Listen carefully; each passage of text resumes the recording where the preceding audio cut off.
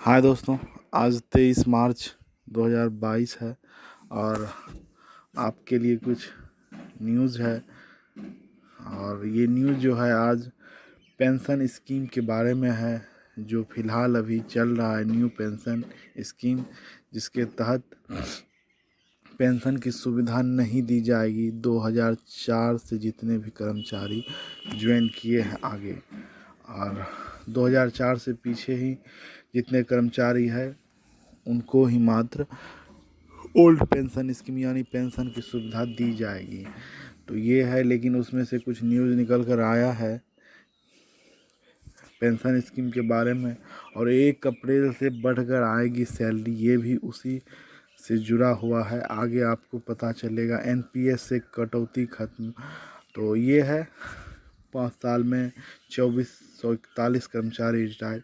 ये सब आप आगे आप पढ़ भी सकते हैं, और वैसे मैं बता रहा हूँ आपको।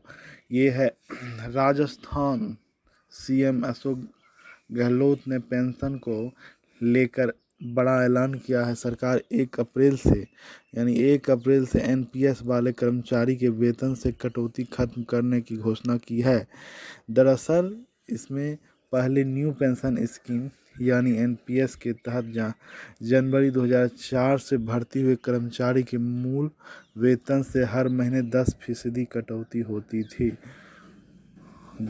जिसे अगले महीने से ख़त्म कर दिया गया है। इतना ही नहीं, सरकार ने भी यह ऐलान किया है कि अब तक काटे गए पैसों को पेंशनर मेडिकल फंड की राशि आरजीएचएस में समायोजित करने के बाद बची हुई रकम रिटायरमेंट के वक्त ब्याज के साथ वापस कर दिया जाएगा। तो ये है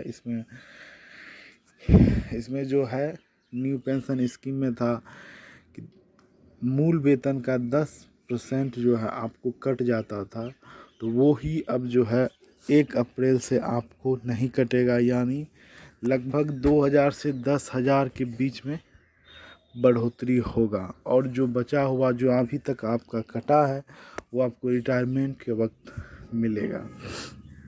तो ये है, ये आप पढ़ भी सकते हैं। 1 अप्रैल से बढ़कर आएगी सैलरी।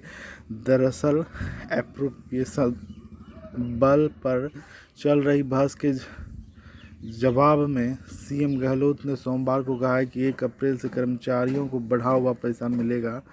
अब इस कटौती को खत्म करने पर कर्मचारी को प्रति माह 2,000 से लेकर 10,000 रुपये तक बढ़ा हुआ पैसा मिलेगा। गौरतलब है, इसके पहले गहलोत सरकार ने बजट 2004 और उसके बाद भर्ती कर्मचारी पर लागू न्यू पेंशन स्कीम खत्म कर इसी साल से 1 अप्रैल से ओल्ड पेंशन स्कीम लागू करने की घोषणा की थी। ये है बात।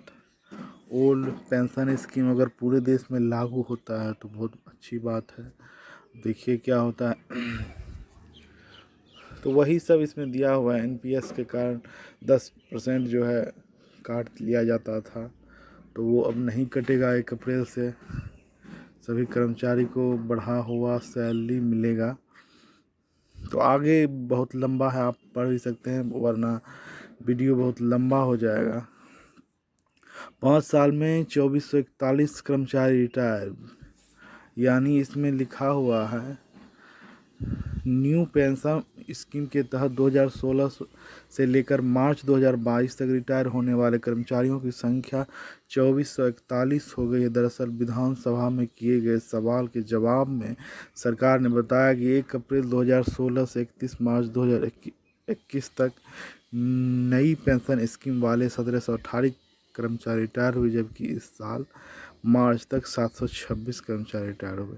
तो ये तो होना है। जब पेंशन ख़त्म हो गया तो सरकारी नौकरी का मतलब नहीं रह जाता है। इस वजह से बहुत रिटायर हुए होंगे। तो ये है सब, आप न्यूज़ देख लीजिए। हो सकता है अब 1 अप्रैल से बढ़ा हुआ सैलरी तो बिल्कुल मिलेगा। एक ये है जो कि एनपीएस में जो कटता था वो नहीं कटेगा। जो सिर्फ 2004 से ज्वाइनिंग किए हैं आगे, उसको ही ये फ़ायदा मिलेगा। और फिर ये तो सभी को भी, सभी कर्मचारी को भी जो है बढ़ा हुआ सैलरी मिलेगा, उसका भी कारण है कि वो जो आपका इनकम टैक्स कट रहा था वो इनकम टैक्स 1 अप्रैल से नहीं काटा जाएगा। सभी कर्मचारी के जनवरी से लेकर मार्च तक काटा जाता है, 3 मंथ। अब उसमें देखिए, उसमें आप उसका भी दर्द देख सकते हैं, आपके लिए लाए हैं। ये 2.5 लाख अगर सालाना इनकम आपका है तो उसमें से आयकर दर आपका शून्य है, मतलब कि आपका कोई इनकम टैक्स नहीं कटता है। 2.5 लाख 5 लाख है तो आपको 5% कटेगा, यानी 5 लाख में 25,000 के आसपास आपका इनकम टैक्स कटता है। तो इसी तरीक़ा से है। फिर 5 से 10 लाख का अलग है, 15% कटता है, बहुत ज़्यादा है। तो इसी तरीक़ा से आप देख सकते हैं। और इसका जो है इनकम टैक्स ITR भर करके जो है आप वापस भी कर सकते हैं, अगर आपके पास ये सब है तब। जीवन बीमा प्रीमियम, भविष्य निधि या कुछ जो भी ट्यूशन फीस है, ये सब आप अगर जमा कराते हैं, ITR वाले से मिलिए जो ये करते हैं, तो फिर आपको जो है कुछ रिफ़ंड ज़रूर होगा। होम लोन है, जीवन बीमा तो हो गया, ये तो जीवन बीमा तो अभी बहुत आदमी के पास होगा, तो हो सकता है ये सब अगर हो तो आप वो रिफ़ंड भी करवा सकते हैं इनकम टैक्स। और 1 अप्रैल से सबको बढ़ा हुआ सैलरी मिलेगा केंद्रीय कर्मचारी को।